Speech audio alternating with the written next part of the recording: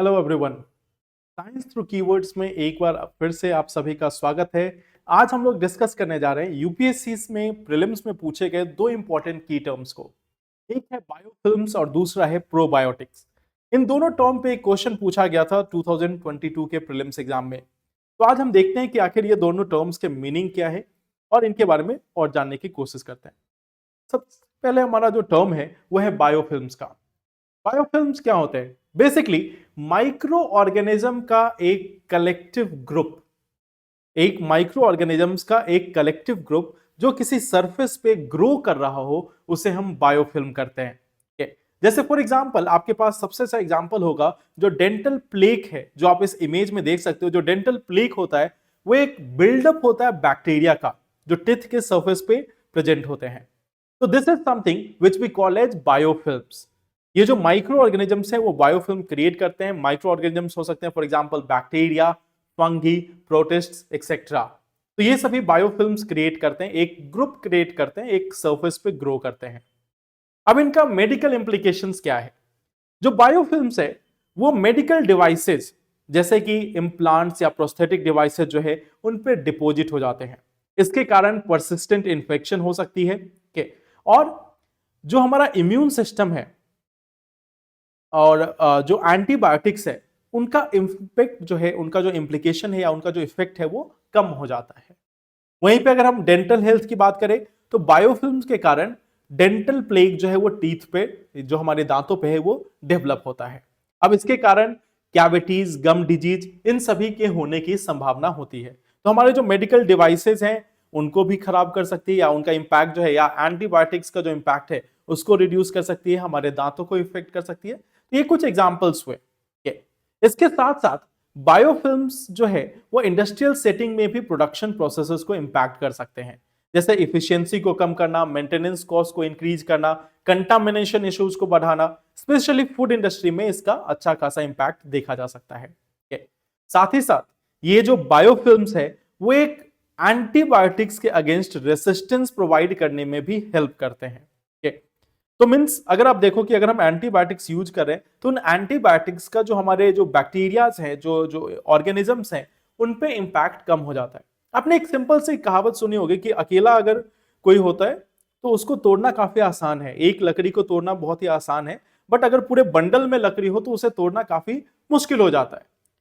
तो ठीक वैसे ही अगर हम बैक्टीरियाज की बात करें, अगर बैक्टीरिया सिंगुलरली कहीं पे लीव कर रहे हैं, अगर उन्होंने कॉलोनी बिल्ड नहीं की है, अगर बायोफिल्म्स बिल्ड नहीं की है, तो उनको हार्म करना, उनको डिस्ट्रॉय करना काफी आसान है। बट अगर उन्होंने एक कलेक्टिव बायोफिल्म्स लाइक स्ट्रक्चर बना लिया है तो अब इन पे एंटीबायोटिक्स का असर जो है वो कम हो जाएगा। अब इसके कारण जो इन्फेक्शंस हैं उनको ट्रीट करना, इनको रोक पाना बहुत ही मुश्किल है। और धीरे धीरे इन्हीं बायोफिल्म्स के कारण एंटीबायोटिक रेसिस्टेंस भी डेवलप हो जाएगा। एंटीबायोटिक रेसिस्टेंस कहने का मतलब कि हमारे जो एंटीबायोटिक्स है, जो हमारी मेडिसिन हैं, उनका असर नहीं होगा, वो जो हम बीमारियां हैं उनको ठीक करने में सक्षम नहीं होंगे। अब देखो यूपीएससी प्रीलिम्स 2022 में क्या क्वेश्चन पूछा गया।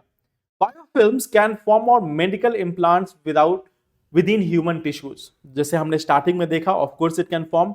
Biofilms can form on food and food processing surfaces also, और biofilms can exhibit antibiotic resistance.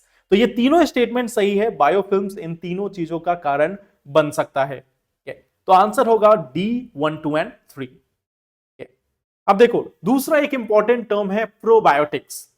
Probiotics ऐसे लिविंग ऑर्गेनिज्म है, जैसे अभी हमने देखा बायोफिल्म्स के बारे में, एक ऐसे ऑर्गेनिज्म जो हमारी बॉडी को हार्म करते हैं। वहीं पे प्रोबायोटिक्स एक ऐसे लिविंग माइक्रो ऑर्गेनिज्म जैसे कि बैक्टीरिया, यीस्ट, जो हमें हेल्थ बेनिफिट प्रोवाइड करते हैं अगर उन्हें एडिक्वेट अमाउंट में कंज्यूम किया जाए। इन्हें गुड या फ्रेंडली बैक्टीरिया भी कहते हैं, और पर्टिकुलरली हमारे डाइजेस्टिव एंजाइम्स को यह बेहतर बनाने में हेल्प करते हैं। नॉर्मली ये जो प्रोबायोटिक्स है, ये जो माइक्रो ऑर्गेनिजम्स है, वो ह्यूमन गट मींस ह्यूमन बॉडी के अंदर भी, हमारे स्टमक के अंदर भी प्रेजेंट होते हैं। अब गैस्ट्रोइंटेस्टिनल ट्रैक्ट जो है हमारा, जो फूड का जो ट्रैक्ट है, एलिमेंट्री कैनाल है, उसमें इनकी जो ऑर्गेनिजम्स की जो डाइवर्स अमाउंट है, डाइवर्स कम्युनिटी है, इनको गट माइक्रोबायोटा के नाम से भी जाना जाता है। अब इसमें देखो, एक है हमारे पास माइक्रो ऑर्गेनिज्म बैक्टीरिया। इसमें लैक्टोबैसिलस, बिफिडोबैक्टीरियम, ये कुछ इंपॉर्टेंट बैक्टीरियाज हैं जो हमारे बॉडी के अंदर प्रेजेंट होते हैं। इसके साथ साथ स्टैक्रोमाइकिस बुलार्डी एक कॉमन ईस्ट है जिसका इस्तेमाल किया जाता है प्रोबायोटिक के रूप में। इसके नेचुरल सोर्सेस क्या हैं? नेचुरल सोर्सेस में हमारे पास फर्मेंटेड फूड्स हैं जैसे कि योगर्ट, केफीर, साउरक्रॉट, किमची, मीसो, ये कुछ इंपॉर्टेंट नेचुरल सोर्सेज हैं जो फर्मेंटेड फूड्स हैं जहां से इनको पाया जा सकता है। साथ ही साथ कुछ डेयरी प्रोडक्ट्स है जैसे कि योगर्ट्स के साथ साथ जिसमें प्रोबायोटिक स्ट्रेन को ऐड करके कुछ डेयरी प्रोडक्ट्स को बनाया जाता है, वहां से भी हमें प्रोबायोटिक्स मिल जाता है। आपने अभी के टाइम में एडवर्टीजमेंट्स में काफी ज्यादा देखा होगा, स्पेशली डेयरी प्रोडक्ट्स के एडवर्टीजमेंट में, कि इसमें प्रोबायोटिक्स ऐड किया गया है। तो बेसिकली ये जो प्रोबायोटिक्स है ये हमारे बॉडी की डाइजेस्टिव सिस्टम को इंप्रूव करने का एक सस्टेनेबल तरीका है।